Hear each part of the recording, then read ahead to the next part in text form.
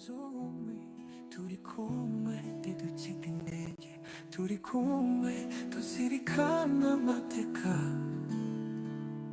turi kumwe dufite icyerekezo, Rwanda turakomeye tuzarurimba iteka. Turi kumwe twikaye iwacu, turi kumwe tunze ubumwe, mu mateka yacu duhamye ukuri. Ijoro ryaciyemo ariko urumuri rwaragarutse, ntituzemerana rimwe kongera gusubira inyuma. Turi kumwe dufatanyije nk'igihugu kimwe, tubakiye ku mateka, twubatse ejo hazaza. Turi kumwe na perezida wacu, twamaganye n'upfobya jenoside yakorewe abatutsi. Ntituzemera gora, ntituzemera ko hagiye usenya ibyo twubatse twagezeho.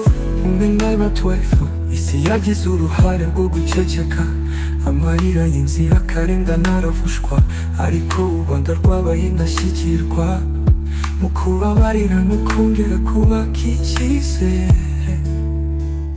Turi abana b'u Rwanda, twese dufite ijambo, ntituzihanganira abahakana amateka. Ibyabaye byarabaye, n'amateka twubakiyeho.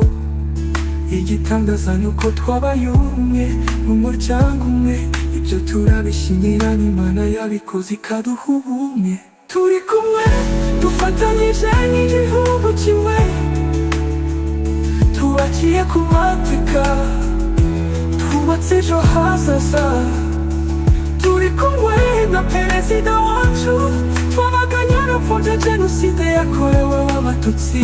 Ntituzemera oya, ntituzemera ko hagira usenya ibyo twubatse twagezeho. Oya, igihugu cyarabyutse kihanagura amarira, imihanda, amashuri, ibyiringiro byarubatswe. Abatubarare imbere bakavuga ndashoboye, ibyiza byinshi bishingiye ku mahoro twarwaniye. Ubu turi intwari, si mu ntambara y'amasasu, ariko mu rugamba rwo kubungabunga ibyagezweho. Turi igisho cy'igihugu n'umutima urirengera, tuzaharanira ukuri kugeza ku mpera z'isi yose.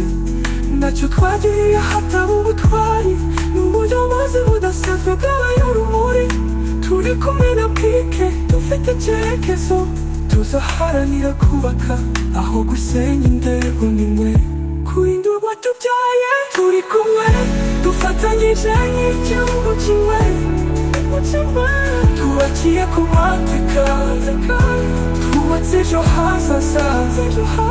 Turi kumwe na perezida wacu, twamaganye n'upfobya jenoside yakorewe abatutsi. Ntituzemera oya, ntituzemera ko hagira usenya ibyo twubatse twagezeho.